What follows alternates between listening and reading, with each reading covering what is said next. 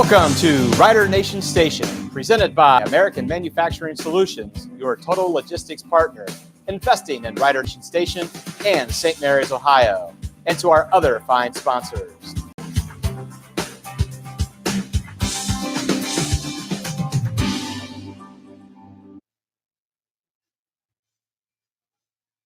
Good evening and welcome to Rules of the Game with Mark Farrell. And joining me this week, and as well as all the other weeks, we have Mark Cisco, local high school official. Thanks for coming, Mark. Hey, Zach, it's always a pleasure to be here. Mark, I thought starting off tonight, we could talk a little bit about the weather. Okay. It is freezing outside. A little bit, yeah. It's right above freezing right now, sure. What that made me think about was the uniform that the officials wear. Right. You have to start early in the summer when it's hot, right, and you have to go all the way till November when it's freezing cold, snow on the ground, right, close to 0 degrees, like we've had the past couple of days. What you don't see below the stripes is we're wearing all kinds of layers. Okay. Everything, cold gear and sweatshirts and anything we can put on to keep warm. Wind is a factor for us. So there's different types of shirts that are manufactured that will cut the wind, or undergarments that will cut the wind to at least keep the wind off. If you can do that, you can survive pretty well. Do the officials have an official uniform that the OHSAA says that they have to wear, or just a general form? You got a certain stripe width, the black and white stripes, black pants with the stripes. Those are all mandated by specifications and with the officials' regulations by the OHSAA. Some states have different uniform requirements. So you might see thin stripes, you might see different types of pants, so to speak, but we're all pretty much the same. It's black stripes, black pants, white or black hat, depending on where you are in the field, and mostly black shoes. Do they keep that going year to year so you don't have to keep buying uniforms? Pretty much. I mean, several years ago, they went from the thin striped shirts to the wider striped shirts, and that was a change for everybody. And then recently they made us wear logos on the hats, the OHSAA logos, which, okay, fine. But they try to keep that to a minimum to avoid expenditures in uniforms. Excellent. Well, I appreciate that. Just started to think about it as we were walking in, and I thought what kind of a uniform that you guys have to wear or not. So thank you very much. Oh, no problem. Mark, the St. Mary's Rough Riders defeated Franklin this week in the first round of the playoffs. They will be going next week against Trotwood at Sydney. Right. Rider Nation Station tomorrow night actually will be there at the game. Very excited for that. We'll have all of your play-by-play live on YouTube, and then the video also will be shown on TSC. Good deal. On Monday night. So very excited about that. But we've got a lot of clips from the Franklin game. So we're going to go through the clips tonight. We're going to see if we have any questions. We are here again at Guarneri's on Spring Street in St. Mary's. If I could have everybody in here, give a big round of applause for Guarneri's. They've been a great host to us for this entire year. Yes, great sponsor for Rider Nation Station, and we're so appreciative of them because it's a great place to come and do this show. There you go. So we're going to jump right into some clips, okay. And then I just want to give our viewers at home a little bit of a tease. Be sure to stick around to the end because we have a special guest here tonight. Yes, we do. All right. Yes, we do. So let's jump right in here to the clips. Mark, this first call was a false start call on Franklin. Thought we'd start easy here. Okay. Somebody's going to move. Yep, it looks like the whiteout out here. I'm glad you could see that. It took me watching about 5 times at home before I figured out which one was. With a little help from the cornerback for St. Mary's. I mean, he was good enough to point that out. If he doesn't point that out, maybe the official doesn't call that. Let's see if it's to just see how egregious it might be. He flinched a little bit. Yeah, the official is put the whistle in the mouth to blow it dead, and he's throwing the flag. So he got it right away. Help or not from the St. Mary's defense, but it's always good when the defense can help you out. Yeah, excellent. Well, this next clip we have here was a pass interference call on St. Mary's. I can't hold back. I thought it was an awful call. Okay, well, let's take a look and see if we got a good look at it. It's tough to see from that angle. Maybe we can look at it again. We don't unfortunately have any other angle, but the corner looks like when you slow it down like that, that's from this angle, it looks, it could go either way. It could be a no call. Maybe he got contact early. It's tough to tell on that. The ball is obviously bouncing away. The back judge is standing right where he should be, and hopefully he had a good look at it from start to end. judgment call. And It just not, seemed not very reviewable in high simultaneous school. to So me. yeah, it might have been bang bang, and if it is bang bang, they tell us to let it go. Well, I understand that. I just watching it you. live, it was hard to see right there. It was Hard a to big take. play too as they Sure were it is. driving down to score. Always is. Yep.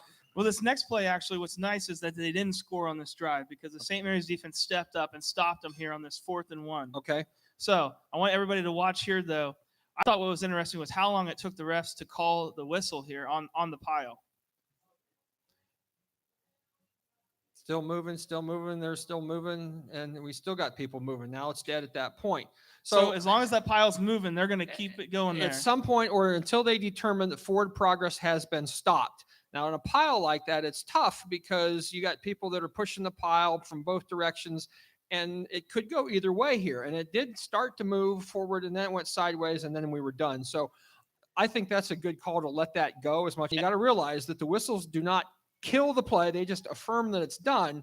And so when they determine that forward progress is truly stopped, then the play's over. And I think I know the answer, but that's a subjective thing too. If that happens maybe in the middle of the football field, maybe they're stopping that sooner possibly than if it's on the goal line. If it's line. a 1st and 10 and the guy gained a half a yard, they may stop it sooner. But if it's something like that, we're told to give both teams equal opportunity to either score or not, and don't be too quick with the whistle. Well, fortunately for St. Mary's, they had all 11 guys in that play. Sure did. Stopping it. It was a big play of the game.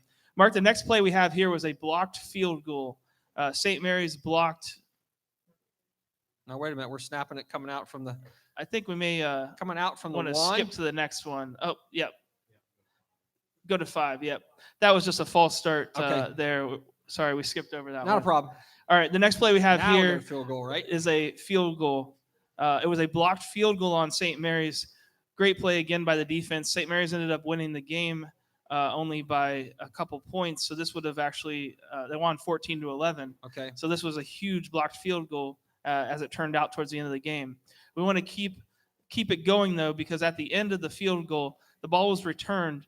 Number 10, Trey Fisher, throws a block here, and it was called a blindside block. Oh, yeah, that's they're going to get that. You got 3 flags on that. So it tells me actually 1, 2, 3, 4. 4 flags. That tells me first thing is everybody's watching the football, which is not good in this situation. The good part about it is that is considered a blindside block. Now, if he would got his hands out there and made contact with the hands extended, that block there would be accomplished the same thing. And even if he knocks him down, the hands extended takes a little bit of the blow away, and then therefore would be legal. So I'd said in the broadcast that I thought that the blindside block was supposed to be called more when it was away from the play. So when it wasn't a part of a block that actually the runner was using to keep the play going. If it's across the field just to try to knock somebody out, I thought that was when it was supposed to be called. Is that not correct? Well, it's not really correct. I mean, a blindside block by rule, you cannot have a blindside block when the block takes place in the free blocking zone. But the free blocking zone only exists for a short period of time. And so when the ball was snapped out of the zone, which is only 4 yards deep there, the zone disintegrates. Number one. Number two, that's a safety related foul. And anywhere on the field, in a situation like that, and it's going to get called. It's a safety thing. And there's really, it's a good call. Unfortunately, if the St. Mary's kid would have just got the hands out, he'd have been fine. And that's the same thing that Coach Fry said in the Doug Fry show this week with Joe Hurlburt. That's what he was told by the officials. He's got to get his hands out on that type Correct. of block. And that's been the rule for a couple of years. You can't lower your shoulder. You can't. Yep. You can't take them out. You got to. You just have to do that. It's just something that you have to start teaching and guys have to start picking up on. And it's one of those things where if you want to keep the game around, you're going to have to conform to that rule. Yep. All right. Thank you very much for your following through with that, because that was not a problem. Very interesting on that night of. Next play we have here was a polecat formation from St. Mary's. Wondered if you could talk a little bit about how the snapper is an eligible receiver right there. All right. So in that formation right there, in order for the snapper to be eligible, he's got to have the correct number on either 1 through 49 or 80 through 99. And he must be considered on the end of the line. Now, you had these 2 guys out here wide. They would have had to been off the line of scrimmage to make him eligible. All right. So I can't tell if we could run that back again. where their original position was. We can stop it when they get in formation. Maybe we can get a good idea of where they start What's from. interesting too is that snapper went up the middle of the field uncovered. So it looks like we're snapping it from the 31, 32, and the receivers out here are back behind the 30. So they are off. I'm assuming that the snapper has the eligible number on, and he does. So that makes him. And it's worked for many years because we practiced that a lot 15 years ago when I played for Coach Fry. So like they completed the pass for first down. Yep. Good play. And he liked it so much he ran it the next play. Oh, really? Okay. So what happened on this one was Franklin called a timeout. St. Mary's came back out in the polecat. Okay.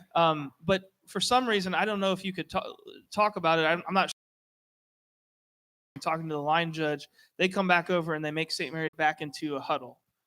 Well, I can't understand why they would make them huddle. I mean, obviously something's going on out there that they can't start the play with the officials out of position. Huddle. I mean, they can and they may have, but if they come back out here, and there's no reason to make them rehuddle.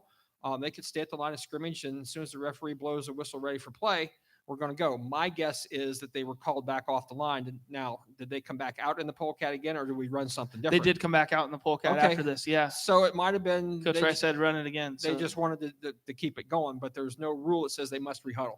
They could have stayed right there. Is there any rule in high school that says if you sub somebody in, you have to give the yes, you get that, but not in high school. I thought I didn't think there was a rule like that, so at first I thought that's what they were doing was. Now I noticed at the end of that polecat, that last one, there was a flag on the play.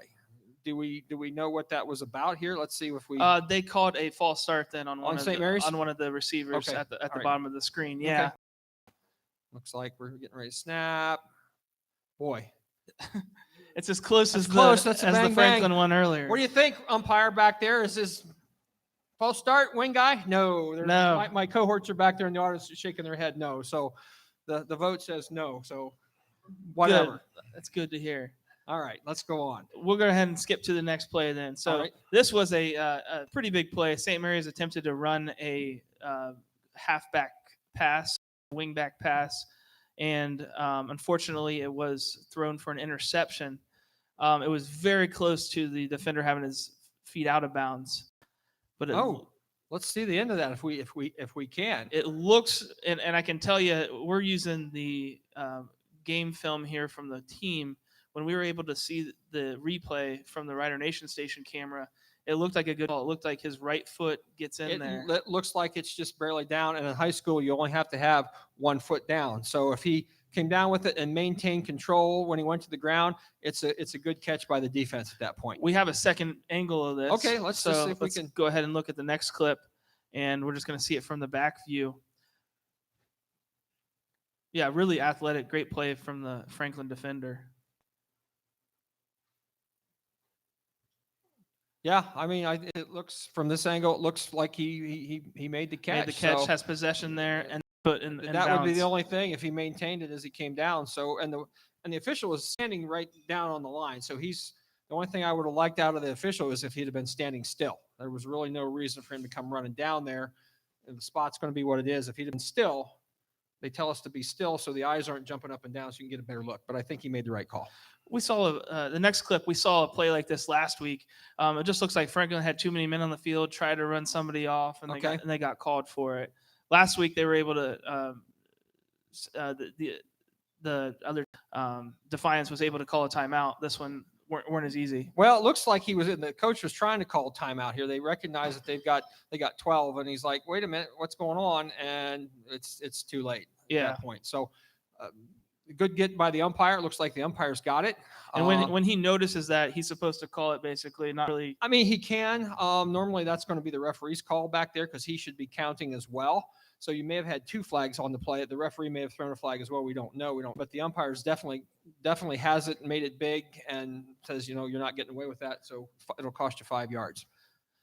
Mark, the next clip that it seems like we've had a horse collar play in about every single game this year. One way or another. This was called on St. Mary's, and just out of bounds. We have another angle that shows it a little bit better. All right, let's see. Yeah, the coach is wanting the flag, and I see him jumping up and down. He's helping the official. First, we thought that it was a late hit, and we were a little upset about that. Right. But then we rewatched the replay, realized it was a horse collar. Oh yeah, he's definitely has him right there. There's no doubt about it. Let's see if we can run that through. Pulls him down. That's a definite horse collar. And the wing official there looks like, man, I don't know for sure. He was a little late with the flag, but he's maybe processing, which is fine. The coach is helping him out right there, and the back judge definitely has it. So And then the wing guy. we always get help from the coaches because it always helps our game when they know what they're talking about. There's no doubt about it. No, coaches sometimes really have it. They may sometimes have a better angle than what we do. So excellent. I realize that a kickoff actually has a potential for a delay of game, or does it have a 40-second clock? It's a 25-second clock. Okay. So the referee would have been in the end zone, and he would have held the hand up and whistled it ready for play. And at that point, the 25-second clock runs. And some teams will back there and they'll take their time, getting the kick off. And it just so happened he apparently used up all his time, and it cost him 5 yards for that.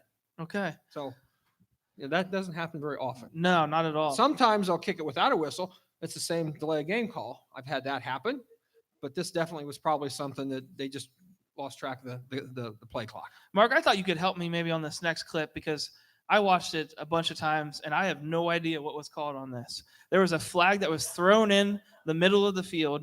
And then we have another angle here. See the flag thrown right there? All right, let's see if let's see the other angle, because I think there was some maybe holding inside the line. Well, that could be. We got a back judge back there that's throwing like, hey, group, what do you think back there? Let's see if we can find out what's going on. Who was it called on? St. Mary's or the kicking team? I think it was called on the kicking team. Yeah, let's see. Look in the right there in the middle. Maybe Ty Howell there, number 12. Possibly, yeah. I mean, the flag comes out. Could we get early. a bigger rewind? Let's see if we can go back a little bit further. Right. Or number 35. 35 Tanner right Howell there, possibly. Throws him down, kind of pushes him. We're launching from way back there. Was that against St. Mary's? Was that called against St. Mary's? Okay. That's probably what it was. I'm guessing, because he's launching that from a long way away. Was it face mask? That could be. Okay. And they probably administered it from the end of the kick, right? Right. Yeah. Okay. Yeah. So it was definitely on St. Mary's, and it was it's a PSK foul. So yep, that's probably what it was.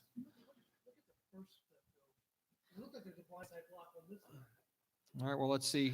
Dave's saying we've been told that there may be a blindside block on this if we could run first that back clip. a little farther. Let's just see. So, Dave, you're thinking it's on St. Mary's? Oh, all right.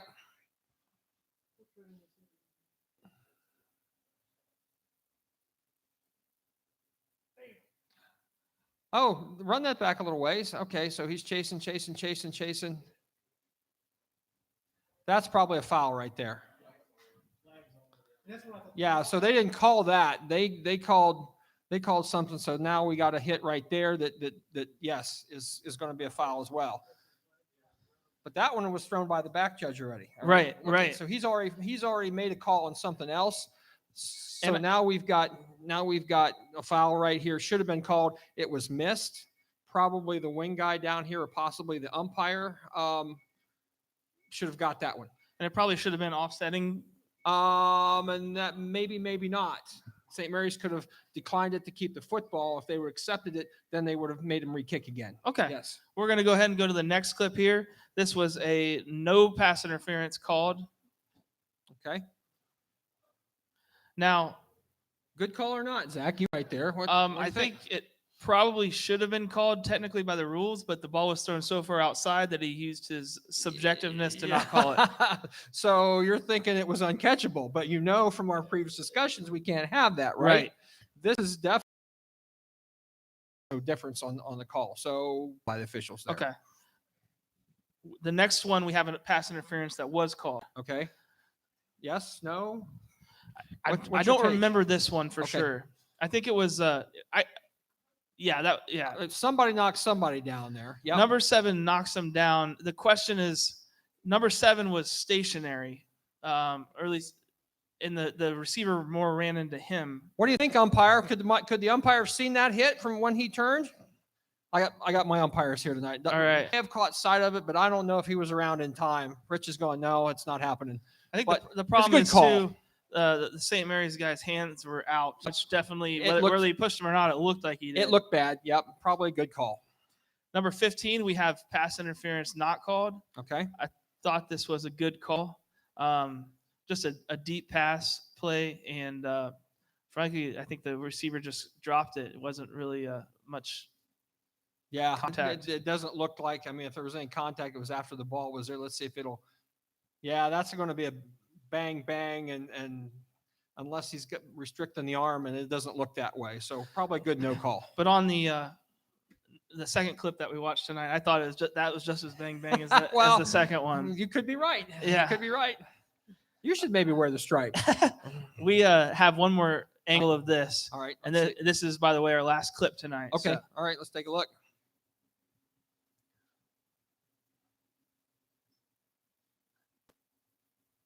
Yeah, I don't see anything there at all. I don't see anything there at all. Yeah, there was he's got no- both hands up there, and he's not restricting the arms of the receiver. It's a good no call. Good no call.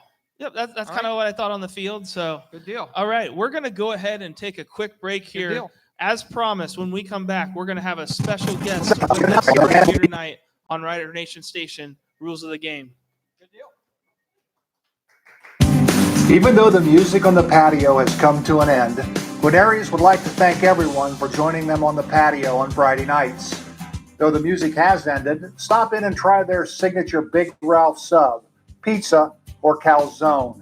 Guarneri's on Spring Street in St. Mary's. Give them a call at 419-394-2244.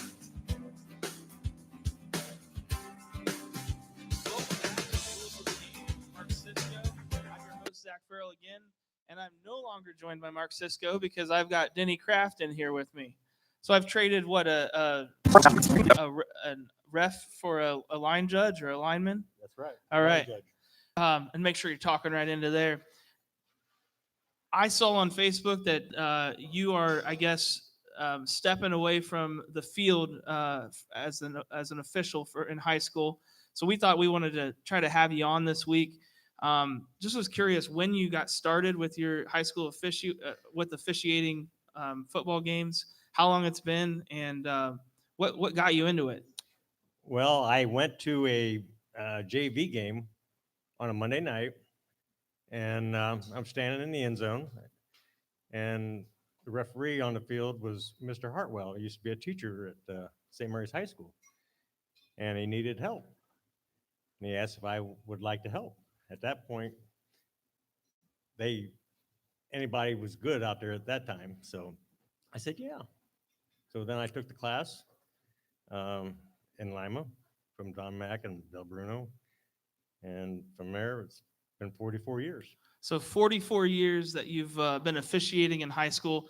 Do you have any famous or memorable calls or famous games or memorable games that you, off the top of your head, you could talk about right now? All the games are famous. Yeah. All the calls are. Oh, yeah. You ask the coach, every call is, spectacular. So yeah, they love us. What about any stadiums or did you go into the playoffs at all? Or Yes. I was in several playoff games. Worked Crew 13 one year. So I had 3 games. So yeah. did you ever get a chance to work with Mark Cisco? And Not in the playoff games, but Okay. We've been together 27 years. So and you're on his crew, and yes, I am. and that. So, and then what are your future plans officiating? I am going to hang around next year and train some of the new guys, be on the sidelines and help them out a little bit and tell them what to do and what not to do, and give them some good pointers. Do you have any thoughts about any of those clips that we went over tonight? Was Mark accurate on them? Or Oh yeah. okay, he's- he always is, right? Yeah, he's the best. Okay. All right. So we were at. We got a mic here for you. we were at a WBL school, and I won't name the school. And we hadn't been working too many years together. And all of a sudden, I hear a whistle from Denny's sideline and look over, and his flag is up there in the lights. So I know Denny enough, and I looked at Denny and I said, do you have what I think you do, which is an unsportsmanlike conduct penalty? And he just nodded, and we administered the foul probably within 15 seconds, so to speak. And the flag was still coming down by the time we were done. I remember that Denny one. apparently was having a bad night, according to one of the coaches. And Yeah. he said one of the magic words that you don't say to Denny, and it was enough to draw the flag. Yeah. So you remember that, don't Oh, you, Dad? yes, I do. I thought And you actually, would. Actually, we saw him at the last game. I know you said it was the same guy. The Yeah, same guy. different school, right? Yeah, different Yeah. school. Yeah. So, But yeah, he It remembered happens. me, and we shook hands and had a good night. well, Denny, as the line judge, as the wingman, do you get more of the brunt of the from the coaches like that? You hear all the chatter from all the coaches here. Yeah. So being in the middle of the field, I had the They luxury, have it ea- they have I it had easier, the luxury right? of being a back judge for a few years, and you don't take the abuse on the sidelines. So yeah. Do you have any pet peeves as that line judge? Is it? I would think that the players coming out on the sidelines are tripping over things on the sidelines. That would is bug one of me. the hassles that you try to tell the coaches to try to hold the players back during ball changes. So they like to take the field a little bit quick. So yeah. Well, Denny, I really appreciate you being here tonight. I'm going to invite Mark Cisco back up here. He has a little token of his appreciation. And Mark, do you have any other final words for Denny? I have no stories anymore. But Denny, I would, from our crew, we would like to present this football to you that kind of memorializes your contribution to high school football. If you can get a shot of that, this side of it, we've kind of put your name on it and your years of service.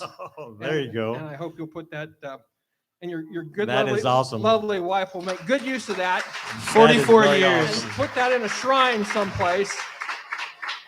Since we I made you love get it. rid of your pee whistle, all right? I have not got rid Okay, of my well, team. okay, get rid of one whistle and your Yes, I flag did. at the end of the Yes, game. I did. Unlike yes. wrestlers who leave their shoes on the mat, officials leave their whistles And my and a flag. flag on the field, and he sure did. Yes, And I did. you are to be congratulated for your years of service. I figured and calculated that seeing close to, in your career, 250,000 snaps in 45 years, when you look at all the games that you've been a part Probably, of. yeah. And that's a lot of snaps. We was doing anywhere from high 40s to mid 50s games. Yeah. Counting year. all the Pee Wee leagues and everything else, 250 plus thousand. That certainly makes a lot of people, when they do that many things, an expert. So congratulations to Thank you. you. Thank you. One thing I want to say is, being an official, I had the luxury of meeting thousands of people, and I consider them all friends. That is one of the great luxuries of this job. You get to meet so many neat guys and kids, and it's just great. If you really want something to do, become an official. There's nothing like it. Let's give, Friday Night Lights. let's give a big round of applause again. Thank you again, Denny, for being Thanks, with Zach. us. Denny Kraft, 44 years as an official, and certainly I think going to be a great trainer with all those years of experience there. So we're going to take another quick break. When we come back, we're going to invite the audience here tonight to ask any questions that they may have. Maybe you can stick around up here and chime in Sure. if you think. Love to. We'll be back you. right after this. Even though the music on the patio has come to an end, Guarneri's would like to thank everyone for joining them on the patio on Friday nights. Though the music has ended, stop in and try their signature Big Ralph sub, pizza, or calzone. Guarneri's on Spring Street in St. Mary's. Give them a call at 419-394-2244.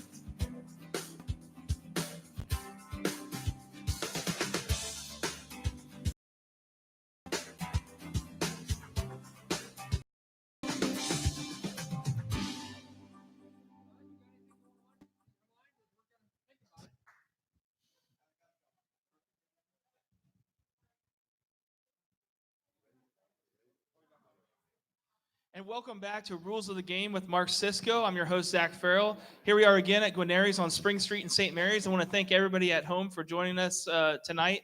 And I wanted to thank everybody here at Guarneri's. We're going to go ahead and open it up to some questions. So with our first question, Buds Fitzgerald. Mark, what is the best high school football game that you ever had the pleasure of reffing? Oh boy, I don't know. I'm going to look at Denny. We've done a lot of good ones. Our best for me, a good game is a game that's well played and is a tight game. Now I will tell you this. All right, our last game together was an overtime game. That it was like the game that wouldn't end for us. Somewhere, somehow, somebody knew that Denny's last game and wouldn't let him go. Bless their hearts. I loved it. And Denny had the last call of the game. Now, if that's not karma, I don't know what is.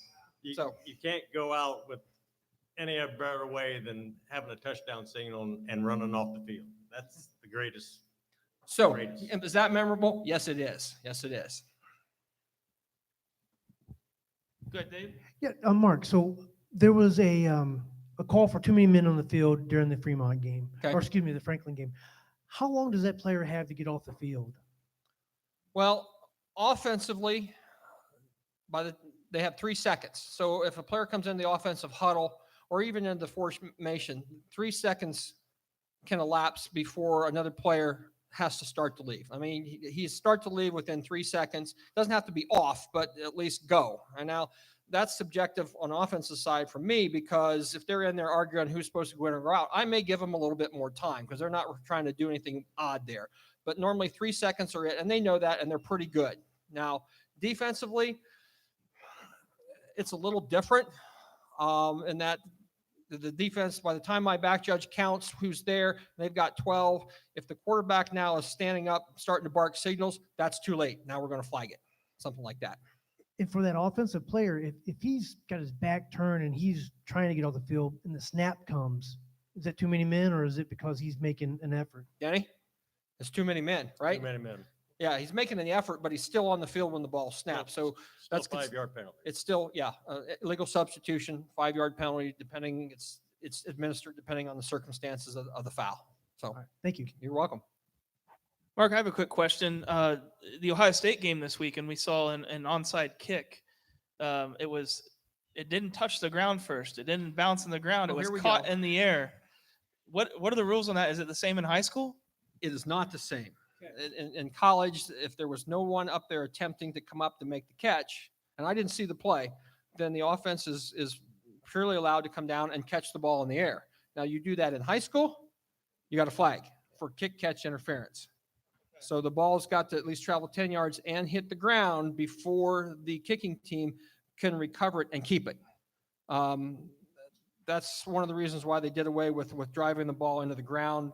It would make teams think it was a kick into the air and things of that nature. So no, can't happen in high school football. Mark? Mark, are there limitations? You started tonight talking about what the officials wear during cold weather. Right. Are there limitations as to what the players can wear? Long sleeves? Do they have to match the team colors? Anything like that? No. Now, there are some things that players can't wear, but let me speak first to the officials. Some of us wear more than others on the field. Denny?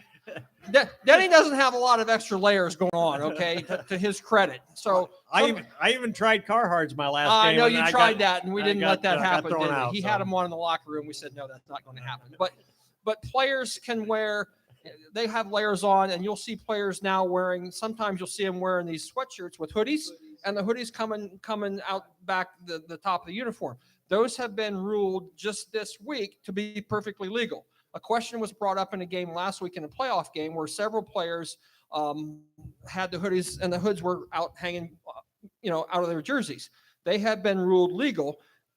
And if you pull on the hood and drag a player down, that's fine. No horse collar, no nothing there. It's simply fair game. So there really isn't a lot of restrictions. They can wear gloves, but they can't be slippery type things. I mean, and you can't wear ball covered gloves or flag colored that looks like a flag possibly. So there are some restrictions, but players will load up on especially quarterbacks and other folks that aren't in the middle of the action. You'll see high school kids now trying to emulate college kids, and they're going, with bare arms, and it's 0 out, and they're playing like that. Okay, you can do that, but I certainly wouldn't want to do that. So Now, okay, you said hoodies, the hood is legal to tackle them with. Yep. Okay. What about hair? hair is perfectly legal, part of the Okay. body. Yep, All right. that's already been ruled on. That is perfectly legal. If you're going to wear it that long, you run the risk of having it pulled. Yep, sure do. Seen it happen. It happens. All right, Mark, we've got a question in from the Rider Nation Station mailbag. This is coming from Howie Spencer from, he's in Fort Wayne, Indiana. What are the rules regarding the high school bands? Oftentimes the bands, when can they play during the play or after the play? And also a lot of times they're in the end or at the end of the field. What happens if the band is in the end zone or near the end zone during active play? All right. So the Ohio High School Athletic Association have some guidelines. There's really not a rule in the rule books that covers noise. All right. But the regulations say that when the offense is beginning to bark out signals, that the band must stop playing at that point. So they can't interfere with the cadence or anything along those lines. After the play is fine, up to the point where basically the quarterback steps up or he starts to call signals, then the band has to stop. And most schools are pretty good about that. So if we have a problem with something like that, then we have to go to the home administration. And then if it's the visiting team, then he'll get along with the visiting band directors and they'll work it out. But we have really no control over that. All right. A lot of times, believe it or not, it's the home schools team is doing it to their own team.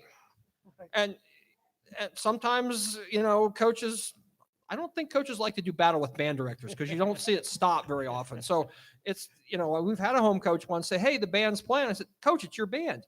Go deal with it.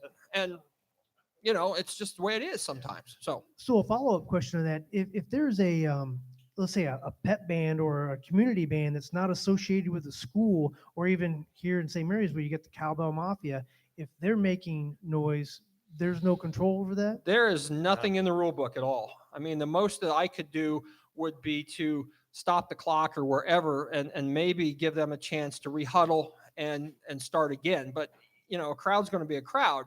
So we really have no control over the crowd situation. The best you can do is maybe get to the PA guy and say, hey, could you make an announcement or something along those lines? But it's really nothing that by rule we can penalize or do anything with. Okay. Thank you. We got a question that came in. We'll say hi to Angie. She's watching tonight too.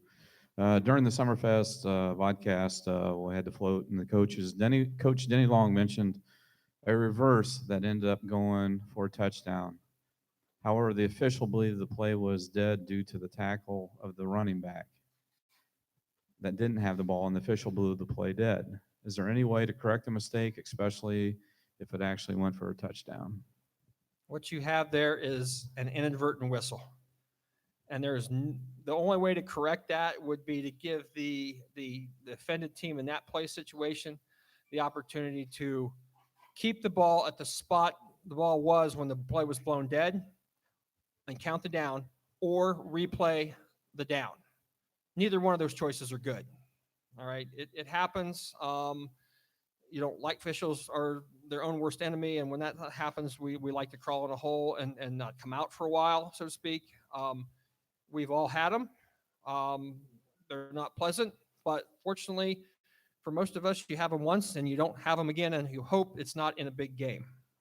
There was a game several years ago in Lima where they were playing the Moeller Crusaders, and one of the officials in that game had 2 of them, and both of them were probably touchdown deprived Lima Senior of a couple touchdowns. It's unfortunate. It happens, but we don't like to have it happen. Okay. Rich Heil, fellow crew member with Denny and Mark. Uh-oh. Here we Got go. a question. I know Denny's probably mentioned this to us before, but I think it'd be nice to have the crowd hear this. What's the strangest thing you've seen happen in 44 years, Denny? It's to you, man. I'm not answering that. We was in Minster one night. No, don't start there. Don't go there. We are live. We can't edit this, just so you know. No, this is good. I got to do it. We were wearing knickers back in, and Y'all remember the white knickers that the yeah. officials used to wear? Yeah, yeah. And Mark took a couple steps back, and all at once he was on his backside, and I was on the sideline laughing, and our umpire You was all laughing. were laughing at me. We couldn't stop laughing for a whole quarter. Feet was in the air, mud on the Knickers. Yeah, I got the play right though, didn't yeah, I? Yes, I you did. Even on your backside. Yes, you betcha. That was a good moment. Yeah, that was a good moment. Is all. You know, for me, I don't know. There's a lot of things that happen during a game, and I can't pick out one of them that's stranger than the other.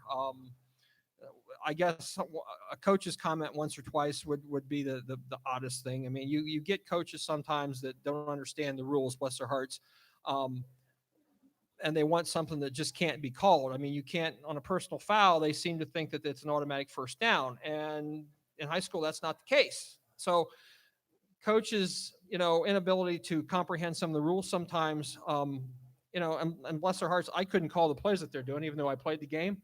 So we each do our own thing, but we're there to try to help if we can, and make the games go smoother from the kids. So, Mailbag.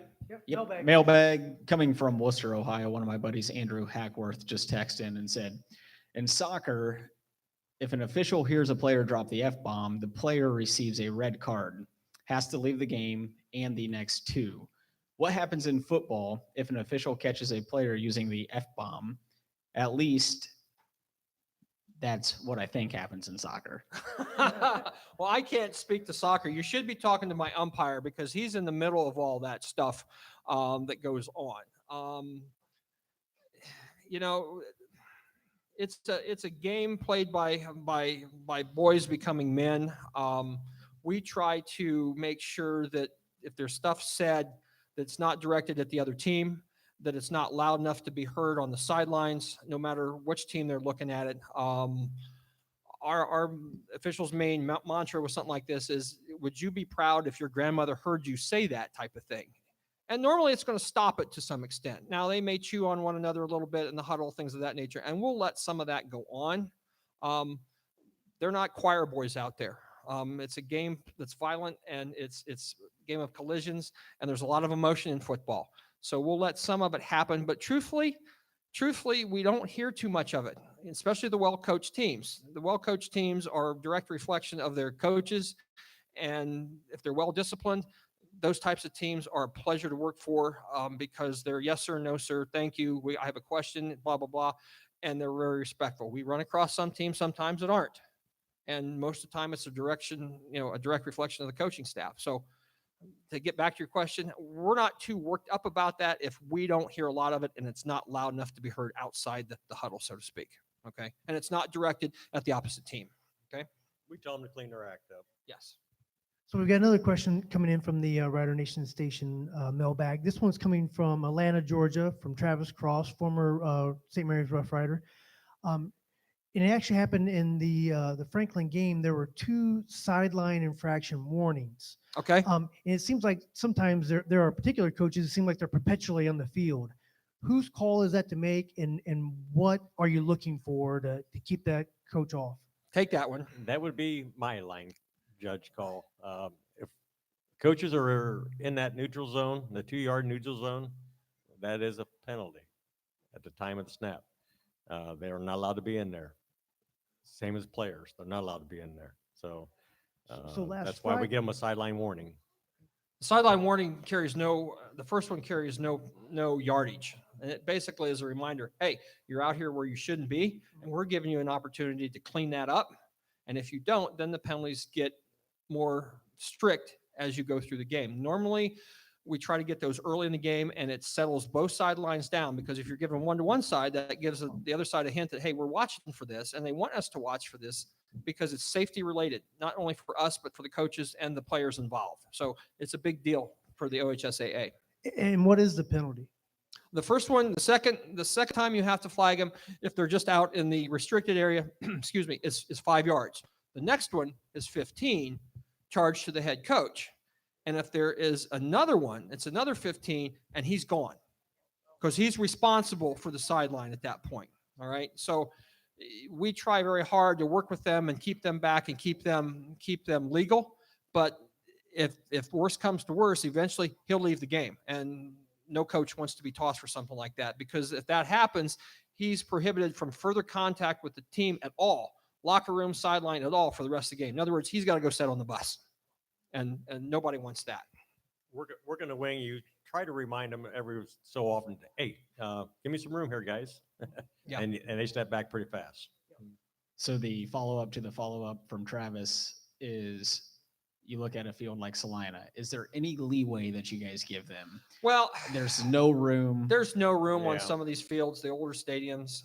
You know, a lot of the stadiums, though, it maybe not the room, the team area is not very deep, but the restricted area goes from 25 to 25. That's 50 yards worth of room. Now, players and coaches, they all like to bunch up where the ball is being snapped. You know, if they would spread out, it's not going to be so much of a problem. But yes, we will give some consideration to stadiums like that. Now, in stadiums where you have the whole track to stand on, there's no consideration going on there. I mean, we're going to make you conform to the rule because you have room, and that's just the way it's going to be. It's a safety related thing for us, for the coaches and the players. Okay. We have any others tonight? I think that might do it. I want to thank everybody again. Thank Gwen-Aries. Let's give them another round of applause for Gwen-Aries tonight. Thank you, Angie, at home watching us. Thanks to everybody at home. Keep in mind, tomorrow night, Rider Nation Station will be at Sidney Memorial Field for the Rough Riders taking on the Trotwood Rams. We're going to be live on YouTube. Be sure you click subscribe on YouTube so that when it pops up, you'll get a notification on your phone or on your device. Be sure also that you're following us on Facebook so to catch up all of our updates on there. We're going to keep bringing you videos all through the winter sports season into the spring. The vodcasts are going to start back up again with historical reflections. I believe we just had a taping with Laura Yelton and Mava from Mava's Dance Center. Looking forward to that one. And we're going to have those keep going. So be sure to share, like our page. That's how we grow as a Rider Nation station. And we appreciate all of our viewers and all of our sponsors at home. So for Mark Cisco and Denny Kraft, I'm Zach Farrell. This was another great Rules of the Game with Mark Cisco. See everybody next week, hopefully. This episode of Rider Nation Station has been sponsored by American Manufacturing, your total logistic partner, investing in the St. Mary's community. Even though the music on the patio has come to an end, Gwen-Aries would like to thank everyone for joining them on the patio on Friday nights. Though the music has ended, stop in and try their signature Big Ralph sub, pizza, or calzone. Gwen-Aries on Spring Street in St. Mary's. Give them a call at 419-394-2244.